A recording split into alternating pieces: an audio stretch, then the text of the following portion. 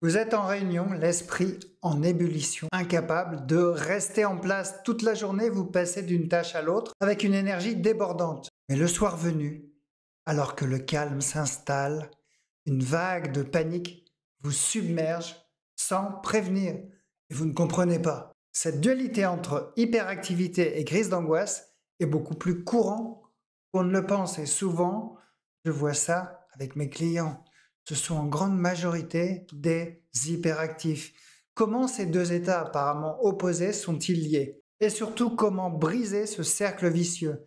Dans cette vidéo, nous allons explorer ensemble ce lien complexe à travers des exemples concrets. Je vous expliquerai comment l'hyperactivité, souvent perçue comme une simple énergie débordante, peut en réalité alimenter vos crises d'angoisse. Et restez bien avec moi jusqu'à la fin. Je vous proposerai des solutions pratiques pour apaiser cette hyperactivité et réduire ces moments de panique. Alors quand on pense à l'hyperactivité, on imagine souvent quelqu'un incapable de tenir en place en perpétuelle activité, sautant d'une tâche à l'autre sans jamais s'arrêter. Mais l'hyperactivité, ce n'est pas uniquement physique, ça peut être mental aussi. Ce flot ininterrompu de pensée, ce besoin d'être constamment stimulé peut devenir épuisant à la longue, non seulement pour votre corps, mais aussi pour votre esprit. Prenons l'exemple de Julien, un de mes clients, qui est cadre dans une grande entreprise et se décrit comme un hyperactif. Tous les jours, il jongle entre les réunions, les projets et ne s'autorise surtout jamais un moment de répit. Il a l'impression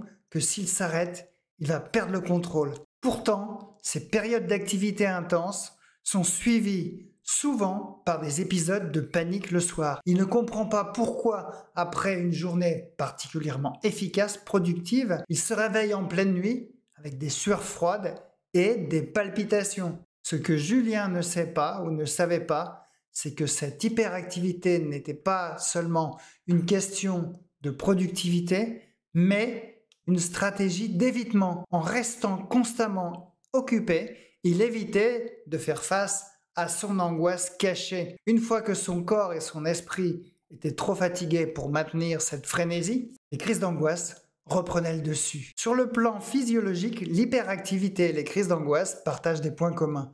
Lorsque vous êtes hyperactif, votre système nerveux est en constante stimulation. Votre corps est en mode alerte. Ce stress prolongé peut entraîner une accumulation de cortisol et d'adrénaline, les hormones du stress. Cette surcharge hormonale prépare votre corps à réagir à une menace même s'il n'y a pas véritablement de danger. C'est ce qu'on appelle le combat ou la fuite. Malheureusement, lorsque vous êtes pris dans ce mode en permanence, vous pouvez déclencher une crise d'angoisse à tout moment car votre corps ne sait plus faire la différence entre une situation dangereuse et une simple surcharge au travail. C'est ce qui est arrivé à Sophie, une autre cliente que j'ai accompagnée. Sophie qui est mère de famille et qui se disait constamment surmenée. Son quotidien ressemblait à une liste interminable de tâches qu'elle s'efforçait de cocher une à une. Mais un jour, après une journée particulièrement chargée, elle a ressenti une douleur à la poitrine et elle a vraiment cru qu'elle faisait une crise cardiaque. Pourtant, son médecin lui a dit que c'était simplement une crise de panique, tout allait bien. Alors pourquoi? Parce que son système nerveux était saturé par un trop-plein d'activité et d'informations. En plus de l'hyperactivité physique, l'hyperactivité mentale joue un rôle clé dans les crises d'angoisse. Si vous êtes constamment en train de réfléchir, de planifier, d'anticiper les moindres détails, votre cerveau n'a jamais l'occasion de se reposer. Ça crée un climat d'angoisse permanent, même si vous n'en avez pas conscience. C'est ce qu'a découvert Laurent, un chef d'entreprise que j'ai aidé à surmonter ses crises d'angoisse. Il avait l'habitude de penser à 1000 choses en même temps, y compris pendant ses moments de détente, pendant ses week-ends. Et lui, il pensait que c'était la clé de son succès professionnel. Peut-être, mais ces pensées incessantes étaient en réalité un terrain très très fertile pour l'anxiété. Un soir, alors qu'il essayait de se détendre après une longue journée, il a ressenti une vague d'angoisse incontrôlable. Encore une fois, c'était une crise d'angoisse liée à l'hyperactivité mentale. Vous voyez que l'hyperactivité, qu'elle soit physique ou mentale, n'est pas seulement un excès d'énergie, c'est une forme d'évitement. En restant en mouvement constant, vous évitez de faire face à vos peurs, à vos incertitudes, à vos émotions refoulées, à ce qui ne va pas et doit être changé dans votre vie. Le corps, lui, il sait. Quand il n'en peut plus, il déclenche une crise d'angoisse, comme une alarme vous forcez à ralentir. Il vous envoie en quelque sorte un message. Il est aussi important de comprendre que l'hyperactivité, bien que valorisée dans notre société moderne, est souvent une réaction à des tensions internes non résolues. Et vous vous êtes sûrement déjà dit, je dois être plus productif, je dois en faire plus pour être accepté. Je n'ai pas le droit de me reposer. Les injonctions créent un terrain propice à l'anxiété. Alors comment casser ce cercle, ce cycle destructeur entre hyperactivité et crise d'angoisse?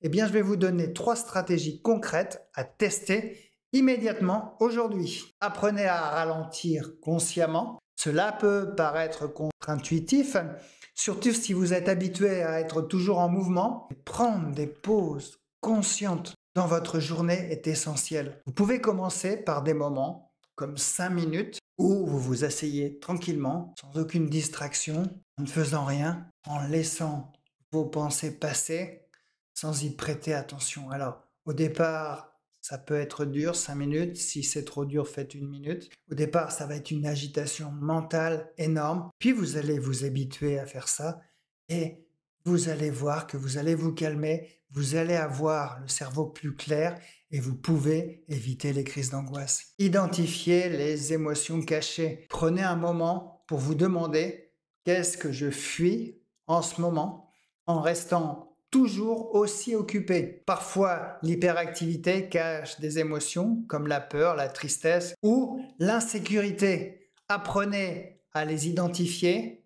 à les accepter sans jugement et écoutez le message qu'elles ont à vous dire. Et puis, vous pouvez rééduquer votre système nerveux. C'est ici que des techniques comme la méditation, la relaxation, des exercices d'hypoventilation, travailler sur les pensées négatives, à les transformer en pensées positives, eh bien tout ça vous aide à calmer votre système nerveux et à réduire le niveau d'alerte constant. Vous pouvez vous entraîner à rester aussi dans le moment présent sans anticiper constamment le prochain objectif. L'hyperactivité et l'anxiété ne sont pas des fatalités. Elles sont souvent le signe que quelque chose de plus profond doit être réglé. Prenez le temps de réfléchir, de comprendre vos émotions, de rééduquer votre système nerveux. Vous pourrez non seulement diminuer vos crises d'angoisse, mais aussi retrouver une énergie plus stable et plus durable. Et vous risquez d'être vraiment moins fatigué, avoir plus d'énergie. Je vous encourage à tester ces pistes et à me laisser un commentaire en dessous de la vidéo pour me dire ce qui a fonctionné le mieux pour vous. Après avoir exploré en profondeur le lien entre l'hyperactivité et les crises d'angoisse, il est aussi nécessaire de disposer d'outils concrets pour reprendre le contrôle de votre bien-être. C'est pourquoi j'ai conçu une formation vidéo totalement gratuite que vous ne trouverez pas sur YouTube, intitulée « Dites stop aux crises d'angoisse ». Votre plan d'action en 4 étapes. Cette formation vous guidera pour identifier ce qui déclenche vos crises, transformer vos pensées négatives en pensées positives, apprivoiser et calmer vos sensations physiques et comment vous exposer progressivement à vos peurs. Pour y accéder, cliquez sur le lien dans la description ci-dessous, sous la vidéo. Vous entrez votre adresse email et vous allez reprendre dès aujourd'hui le contrôle de votre vie et dire adieu à vos crises d'angoisse.